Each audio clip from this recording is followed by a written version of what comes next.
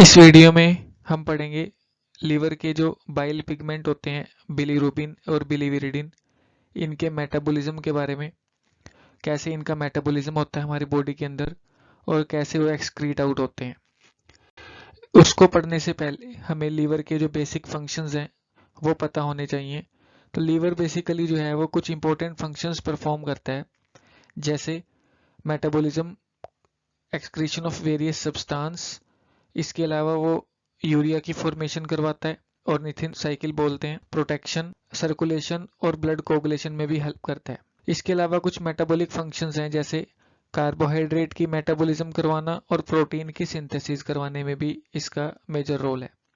Carbohydrate की metabolism जैसे वो ग्लाइकोजेनेसिस करवाता है, ग्लूकोज को ग्लाइकोजन में कन्वर्ट करके और उसको स्टोर कर देता है इमरजेंसी सिचुएशन के लिए। इसके अलावा वो ग्लाइकोजिनोलाइसिस भी करवाता है, जब ग्लूकोज की नीड होती है तो ग्लाइकोजन को ब्रेक डाउन करके वो ग्लूकोज में कन्वर्ट कर देता है और प्रोटीन सिंथेसिस में भी हेल्प करता है। और जो प्लाज्मा प्रोटीन्स होते हैं उसकी फॉर्मेशन भी लीवर के अंदर ही होती है। कुछ ब्लड कोगुलेटिंग फैक्टर्स हैं 5, 7, 9 एंड 10, उनकी भी सिंथेसिस जो है वो लीवर के अंदर होती है।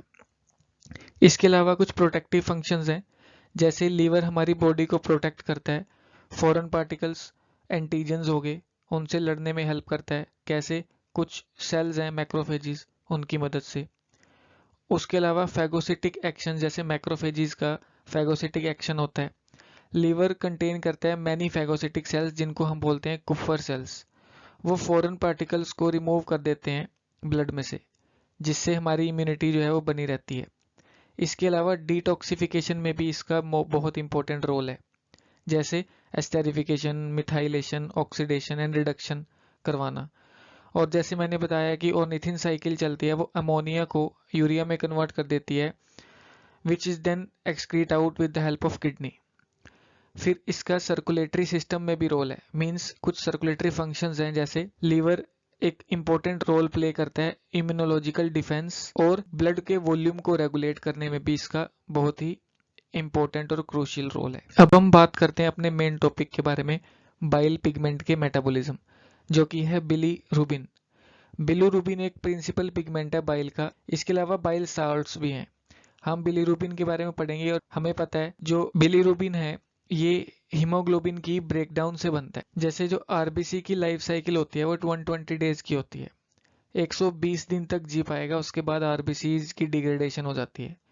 जो ओल्ड आरबीसी होती हैं, जिनको 120 दिन पूरे हो चुके हैं अप्रोक्सीमेटली, उनकी डिस्ट्रक्शन होना स्टार्ट हो जाती है। कहाँ पे? रेटिकुलो एंडोथीलियल सेल्स में। मतलब रेटिकुलो एंडोथीलियल एक सिस्टम होता है जो कि फैगोसिटिक सेल्स का होता है। जैसे रेटिकुलो सिस्टम उन सेल्स का होता है जो मोनोसाइट से आते हैं, जिनका काम क्या होता है? फैगोसिटिक नेचर होता है। जो भी फॉरेन पार्टिकल्स आते हैं उनको किल करना, उनको खा जाना। 90% जो हमारे रेटिकुलो एंडोथीलियल सिस्टम है वो लीवर के अंदर ही लोकेटेड है। Reticulo endothelial system essential component होता है हमारे इम्यून सिस्टम का। अब हम देखेंगे कि कैसे ओल्ड आरबीसीज जिनके 120 दिन पूरे हो चुके हैं वो कैसे बाइल पिगमेंट बिलीरुबिन बनाने में हेल्प करती हैं। जैसे ही ओल्ड आरबीसीज जिनका काम हो चुका है ब्लड के अंदर पूरा, वो अब स्प्लीन के अंदर एंटर करेंगी। स्प्लीन को ग्रेवयार्ड ऑफ आरबीसीज इसीलिए बोला जाता है कि की सारी ओल्ड आरबीसीज स्प्लीन के अंदर एंटर करके डिग्रेड हो जाती हैं। डिग्रेड होने के बाद उसके अंदर जो हीमोग्लोबिन प्रेजेंट होता है वो निकलता है, और हीमोग्लोबिन हमें पता है कि किस किस कंपोनेंट का मिलके बना है। हीम जो कि साइक्लिक कंपोनेंट है, और ग्लोबिन। हीम का एक मेन कंस्टिट्यूएंट है आयरन। आयरन सेंटर में प्रेजेंट होता है। जैसे ही ये हीमोग्लोबिन निकलता है आरबीसी में, इसके अंदर जो साइक्लिक कंपोनेंट है हीम वो टूट जाता है और उसमें से आयरन बाहर निकलता है, साथ में ग्लोबिन अलग हो जाता है। अब हमारे पास तीन चीजें निकल के आती हैं, iron, globin and heme. Heme से हमारा बिलीरुबिन बनता है।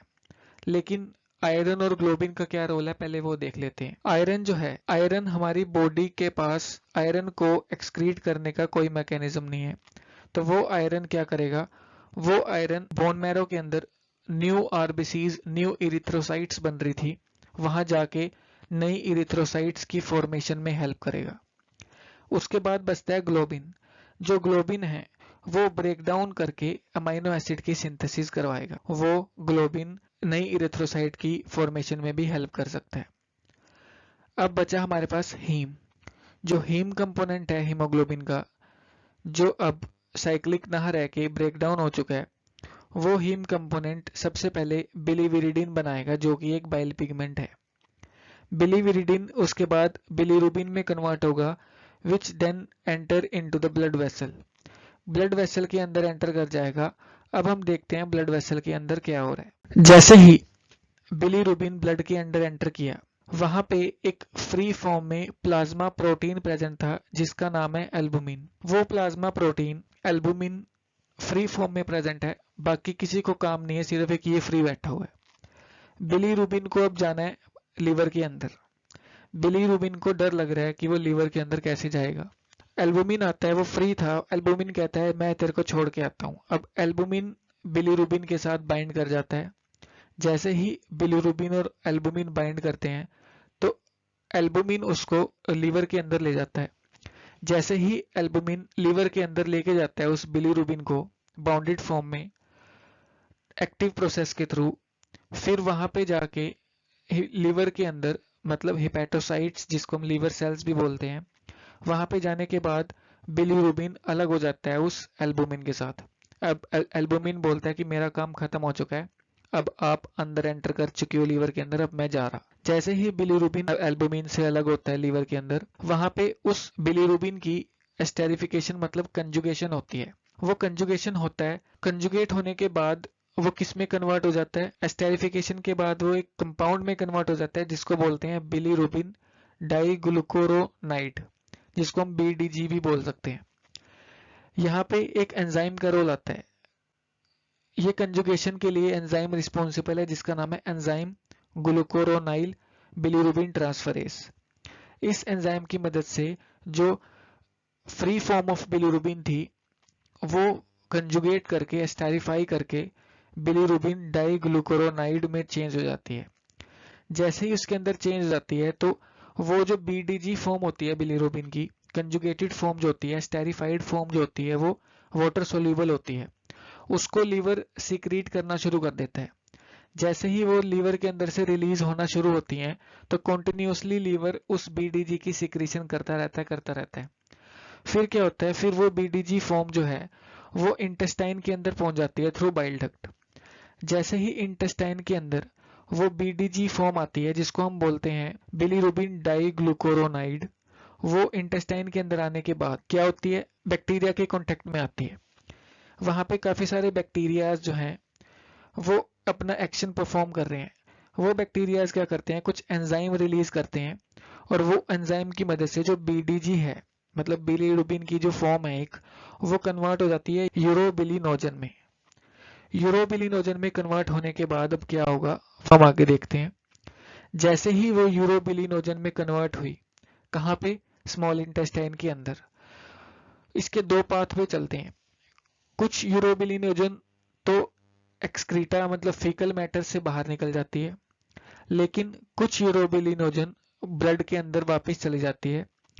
वो ब्लड के अंदर वापस जाने के बाद दो पाथवेज फॉलो करती है, जिसमें से कुछ परसेंटेज जो है यूरोबिलिनोजन के वो लीवर के अंदर चले जाएंगे और कुछ अमाउंट जो है वो किडनी के अंदर ट्रांसफर हो जाएगा।